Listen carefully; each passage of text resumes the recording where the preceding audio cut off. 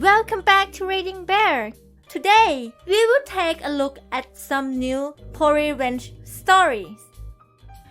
And if you enjoyed my content, please don't forget to subscribe to my channel and post some bear emojis in the comments. Let's go! The first one is titled, Give Me a Hard Time? I've got lots of tricks up my sleeve. This one took place back in 2002. I had been an over-the-road truck driver and engaged for a year. I thought I would try to get a local job so I could be home every night with my soon-to-be wife. The wedding was only a few months away. She lived in a pretty small town. There wasn't much in the way of local truck driving jobs except for oil field or hauling dirt. I did find a dirt hauling company that was hiring. The supervisor was a PR*CK from the very beginning of the interview. He informed me that payment was $9 per hour, and that's it. No raises, no benefits, even if you work there for over 20 years. Well, I decided to just go on and accept it, as I knew that after we got married, my wife would be moving back to her hometown to accept a job, and there was plenty of driving jobs there. My first day of work, the super PR*CK has me fill out the paperwork, and tries to force me to sign a waiver to decline workers' compensation should I get injured. He promised their insurance was far better, but I had already learned about many of those scams and refused to sign it. This utterly P*SSED him off, a telltale sign that they are trying to screw you. So, I have to train with another driver for a week before getting assigned to my own truck, which is good so I can learn the routes and roads. I hear him tell the trainer to nitpick everything as he doesn't want me on the crew. Unfortunately for him, everything I do is to perfection. The only complaint the trainer had was I tended to ride the clutch a little hard when taking off on the first day, was trying to get used to the extra heavy loads and very sensitive clutch, otherwise, I floated gears like a 50 years pro vet. So, I finish the week and get assigned my own truck. I do my pre-trip safety inspection as required by regulations, and I noticed one of the steer tires is almost to legal wear. Me, hey boss, unit 12 left steer is almost to regs. It's at 5/16. Bossman, sounds to me like you just don't want to work. Me, no, it's legal for now, just informing you that it's going to need to be replaced real soon. Bossman, are you ducking stupid? I just replaced both of those steers 2 months ago. Now get in the truck, or clock out and go home. Me, I will drive it until it is illegal or unsafe to do so. But if I get fined, I have enough witnesses here, right now, to put it back on you. I got in the truck and went to work. Bossman was peeved. But 2 days later, I noticed a new set of steer tires during my daily inspection.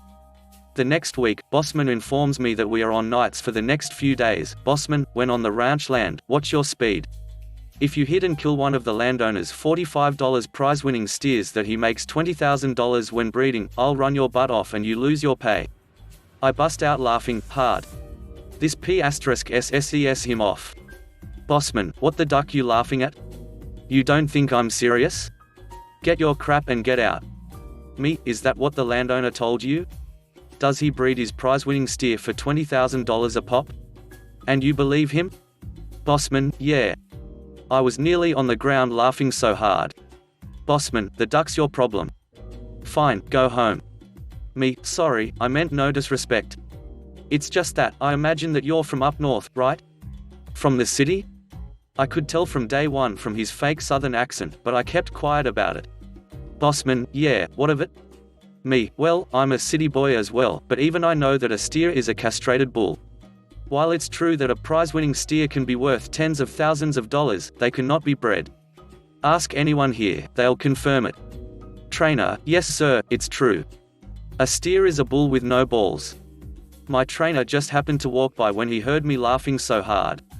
Boss turned white. Don't matter. Watch your speed or you're down the road. The second week ends and the third begin.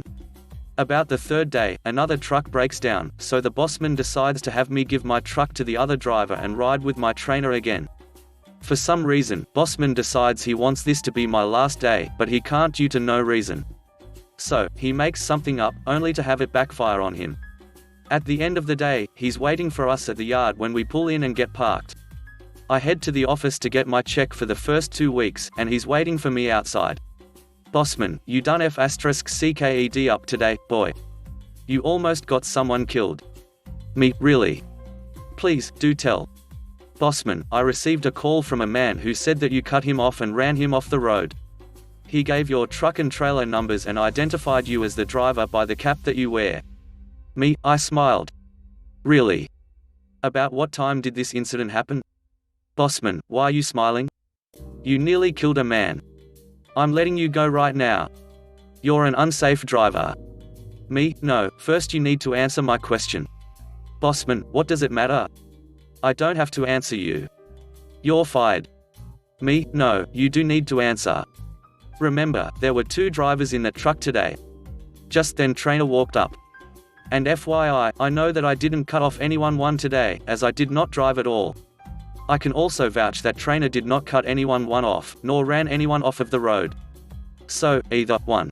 The guy misread the numbers of the truck and trailer and identity of the driver. 2. Is lying. Or 3. You're the one lying because you have been trying to find fault in everything I do and run me off since day 1 when I refused to sign the waiver for workman's comp. Bossman, duck you little idiot. Trainer, he's right. I drove all day, and don't recall any incidents or near misses.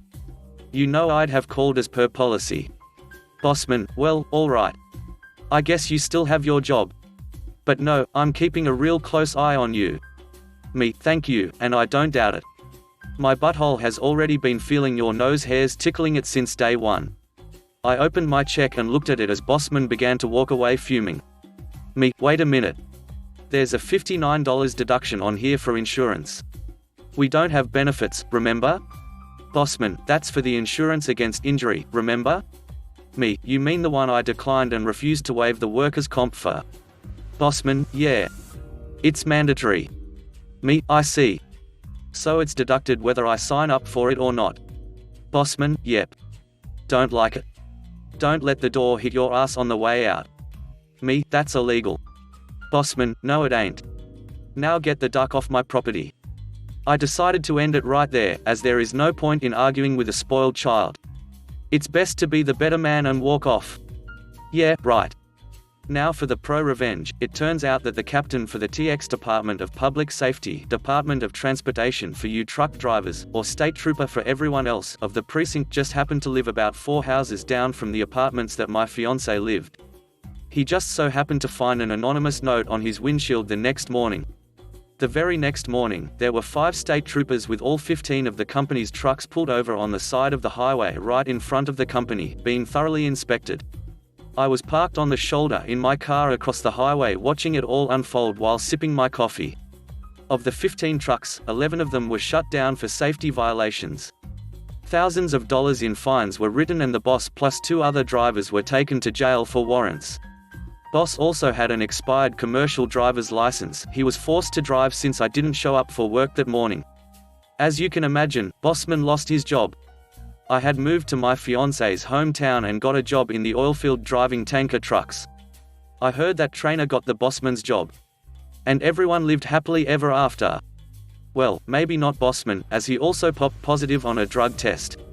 As to why I was a jackhole to Bossman, I just needed to let Bossman know that I wasn't a pushover and that I wouldn't drink his Kool-Aid. I'm normally a nice guy, even to those who are jackholes to me.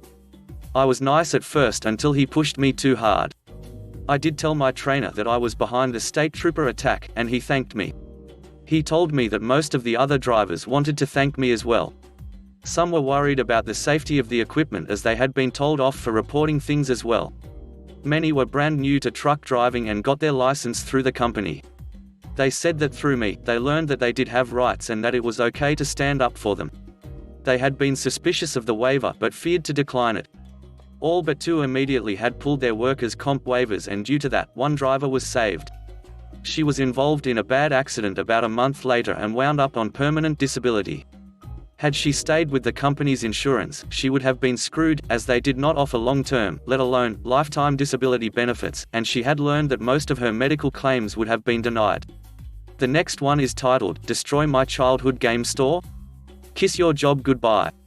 I judge card games from local to world championships. For several games, I was head judge at the world championships. The town I grew up in had a game store. It was run by a husband and wife, and eventually, their kids joined in on the fun. And it was a lot of fun. Every night there would be no tables open, and for bigger tournaments, they would rent out vacant storefronts in the shopping center to fit everyone that would come. Eventually, they moved the store to a bigger store and it would just keep growing. Some people who grew up in the area and played at the store eventually had kids of their own and they played in the store too. It became a tradition. This is the place that you took your kids to their first role-playing RPG game, or where you buy them their first booster packs. The only Friday nights that this store would be empty were the nights a big football game was on at the high school. The reason the store was so popular was because of the couple. They were never flashy and they treated everyone as if they were the best player in the world. They'd give away free snacks, sodas, booster packs for every little occasion, and sometimes just because. They were more than patient with players, helping them build decks and helping people get better at the games. They also knew and were able to teach every game they sold in the store. I could walk in any day and there would be several RPG groups and rows after rows of people playing all sorts of games. Didn't matter if I bought anything or not, I can stay from open to close and not spend a dime and they would still treat me like I dropped $1 million. It was Nerdvana. It was also the store where I judged my first event after I got my initial certification. And the husband had me as a judge for almost every event, and he would compensate me half a box of booster packs for the smaller events up to 2 boxes for bigger ones. For one really big release weekend he gave me 6 boxes of booster packs and paid me. His wife was equally amazing and loved her nerds, as she affectionately calls us, more than he did. She would bake cakes for birthdays. Every day for the week leading up to Christmas there would be a tin of cookies always stocked and baked the night before. If people got in a jam and needed a last-minute sitter, they could leave the kids at the store and she would warn the parents she'll watch them, but she'll also teach them collectible card games. I think this is also why the store made so much money. There was a rumor the store actually belonged to her. Life happened and eventually, I ended up living in a city about 3 hours away, and a few years ago, I heard the wife died and the husband couldn't bear being in the store because everything reminded him of her, so someone else was running the store now. I planned on visiting the store, but being 3 hours away I just couldn't make a casual trip there, as a round trip would be 6 hours.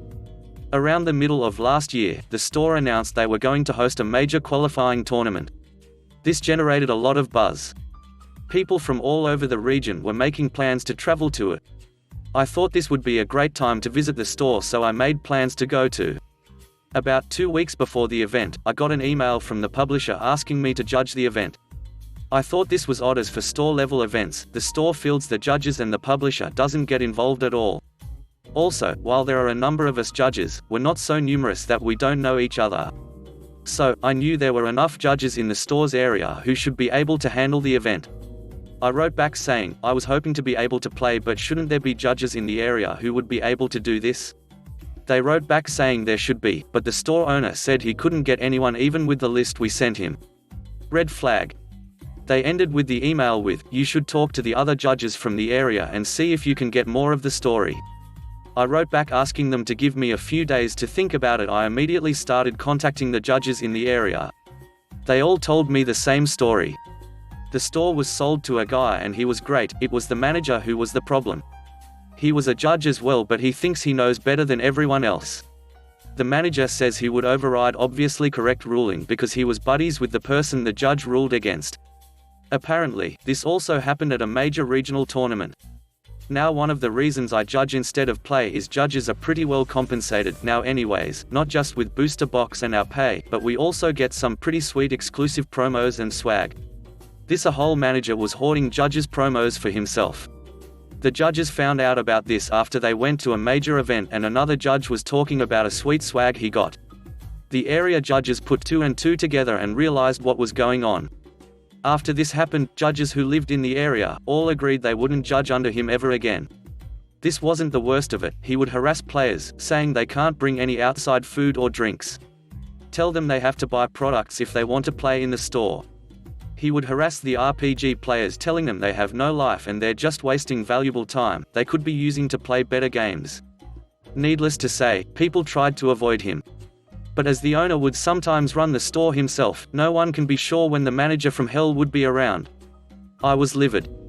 This was the store I grew up in, this was the store I learned to play and mastered all my favorite games. And this PR*CK was killing the store. I started to formulate a plan. I wrote to the publisher and told them I'll do it. Also, what was the judge's swag for this event? They wrote back, really grateful as they would have had to pull the event if I didn't agree to it, and told me everything I would get for judging. They even told me they'll throw something in special for me for helping them out. I wrote back asking for a specific item. I knew that the *chat manager would definitely want and I could use to trap him. The publisher wrote back saying, yes, they would include that in the tournament kit as well. On the day of the event, I woke up at the ungodly hour of 5 AM, got ready and left the house at 7 AM and made the 3-hour drive to my home store. I got there and there was already a line wrapping around the store. I said hi to people I knew from the store and those I met at larger events. It was like a mini homecoming. I walked in and the new owner, the manager and 2 other judges were there and went over the day. The manager started saying that he's a level mid-tier judge and that was the highest in the area right now, so he would be the head judge for the event and what he says is final. I told him that I was a higher tier judge. On top of that, I had several advanced role qualifications. He said I was *T-ting him until I showed him my certification. He said he's still head judge because he was the manager of the store and people in the store respect his authority. I had to stifle a laugh. Then I told him before I start, I would like my judge's swag. Now, normally I get this at the end of the event because I don't want to carry it around all day. But given this guy's record, I wanted to give this guy as little chance as possible to steal what was owed to me. He started hemming and hawing and said he hasn't pulled the kit yet. I told him to pull it, open it and give me my swag or I will be walking away and I'd tell the publisher and this tournament will be invalidated. The owner tried to reason with me, but I was firm. I hated doing this to the owner, he hasn't done anything wrong. From what I heard, he was trying to continue the traditions and practices the original owners established. But I knew I need to be an *hole to save this store's community from the manager. The manager finally came out and gave me my swag. I looked it over and I knew this wasn't everything that was promised to me. And I said as much. Then I pulled the email from the publisher that listed everything I was supposed to receive, including the special swag. The manager said he couldn't find it all and the owner begged me to wait until the end of the event so he can make it right. I stood firm and demanded my stuff. I listed everything and this time I also listed the special item I requested from the publisher. The manager went pale. The owner looked at the manager and said, "You said you got that when you judged that big event a few months ago." I pulled up the email where I requested the item and where the publisher said it would be included and showed it to the owner. The owner exploded. He demanded to see the entire packing list for the kit, and sure enough, my promised item was in there. Then I told the owner everything the other area judges told me, and the owner got redder and redder. Finally, I told the owner and manager that unless I get the items I was promised by the publisher, I would call the police and report the theft. Then walk out and make sure everyone outside knew what happened. The owner demanded the manager give me what was owed to me. He walked back and brought out everything that was listed in the email, plus the special item that was promised to me. The owner then fired the manager and apologized to me profusely for what just happened and asked me to please judge. I agreed, started the tournament, and apparently it was the best run tournament the store had since the change of ownership. No one walked away complaining, all the rulings were fair and it even ended early. When I got home, I sent an email to the publisher with the tournament report, as well as an explanation as to what happened. I also sent a long email apologizing to the owner for my *TTY behavior. The owner wrote back saying he understood why I did it and he was actually grateful I was able to help him see the truth. The whole manager was stripped of his judge certification. Also, the guys he tried to help cheat were given bans from the game. The owner hired one of the area judges to manage the store and it's slowly going back to what it was before the reign of a whole manager. In the grand scheme of things, this wasn't some huge injustice that was righted, but this store is like family to me, and you don't mess with my family. The next one is titled, "My ex-advisor plagiarized my work, so I exposed her and that cost her job." For context, back in 2013 I was a graduate student pursuing my master's degree. That was my last year in the program. We had 24 months to finish all the work and the dissertation. My advisor was professor who was very well known and experienced on my field of work. Let's call her Janet, fake name. Janet and I had worked together with research since my college days as I became part of an undergraduate research with her.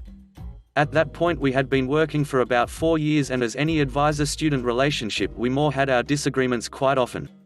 Janet was used to doing her experiments a certain, archaic way. I knew there were better uses of our grants money and always tried to push toward a more advanced method, especially correlating data collection and statistics. However, our relationship was always good. I knew her husband and had been to her house numerous times. She was a little set on her ways, but we managed to make good progress on our field.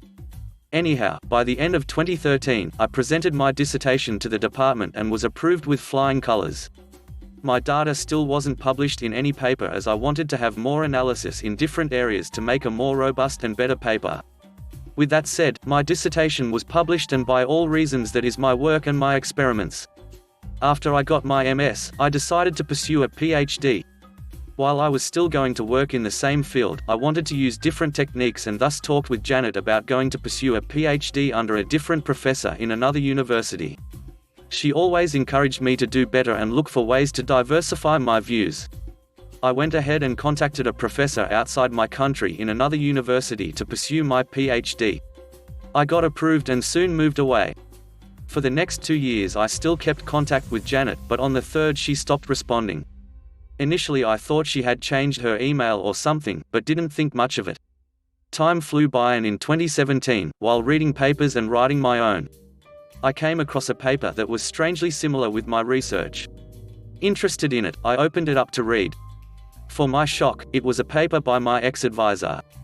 She was up as advisor and another guy, who from his curriculum is her current master's student. Reading the title I thought, hey, that's neat. She continued researching it. But boy, I was wrong.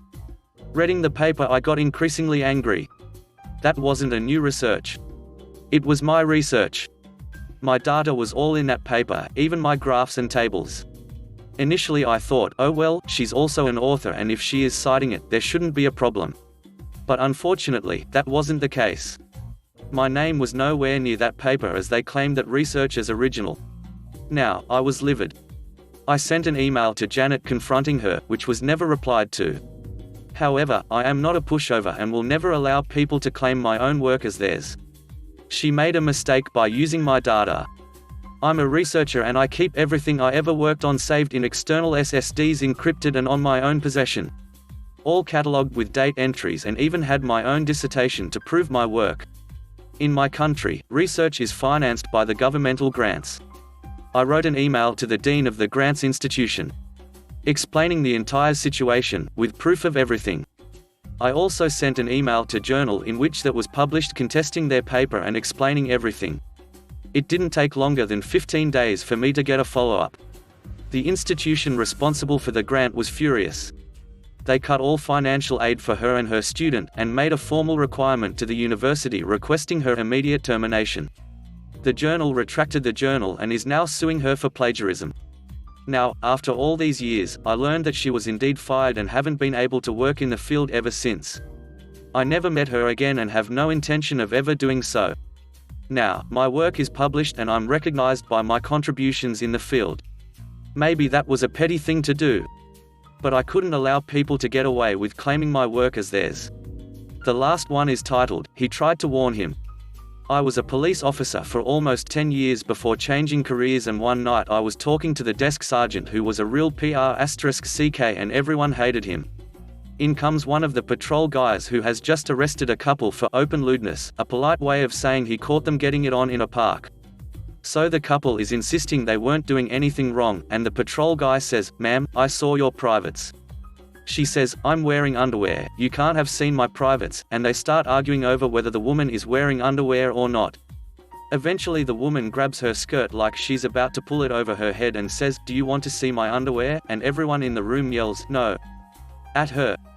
The thing is, as a cop it's an almost 100% certainty that every person you arrest is going to make at least a half-baked effort at filing a complaint about the fact that they were unjustly arrested while minding their own business. So, then they forced me to display my bare privates is a future soundbite that nobody wants to be a part of. So the desk sergeant comes up with the idea that we will do a PANTY check, but have a female officer do it. The only problem is, there's no female officers on duty. So then he comes up with the bright idea to request a random female civilian off the street perform the check. And at this point I stepped up to him and suggested that this was not a good idea. He appreciated my questioning his decision about as much as a dog likes lemons and put me in my place. So I sat down to see how this unfolded, and realized that from where I'm sitting, I can clearly see up the woman's skirt to her bright yellow panties. Now I can shut this whole thing down. I stepped up to the desk sergeant and said, "I need to speak to you privately, and quickly." He said, "You need to get out of my station and out to your patrol area." So I said, "I'm on my way," and went on my way. The next day, I discovered the predictable outcome had come to pass. He had in fact gotten a random stranger to perform a panty check on the woman. She confirmed the panties, but she was also deeply morally offended at the indignity the poor woman had been subjected to, and complaints were filed all around, with every person present being named, except me, because I'd been ejected from the station house prior to the main event. We had a new desk sergeant the next day, and I didn't see the old one again for like 2 years. Eventually ran into him doing classroom training. He was super friendly, and missing a stripe of rank. I wondered what he was playing at until I realized he didn't even remember I was there that night, and had no idea that I could have saved him from his misguided course of action, but that I let him burn his own career down because he was a PR*CK. Thanks for listening.